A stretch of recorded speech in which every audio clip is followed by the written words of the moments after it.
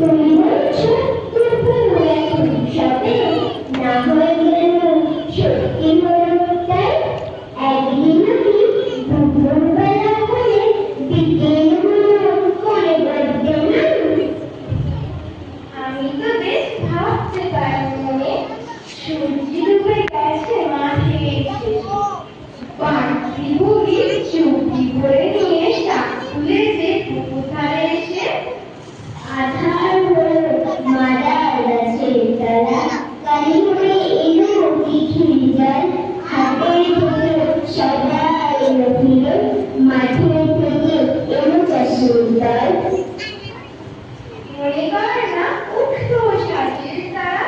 মনে করে না সন্ধে হলো যেন তাতে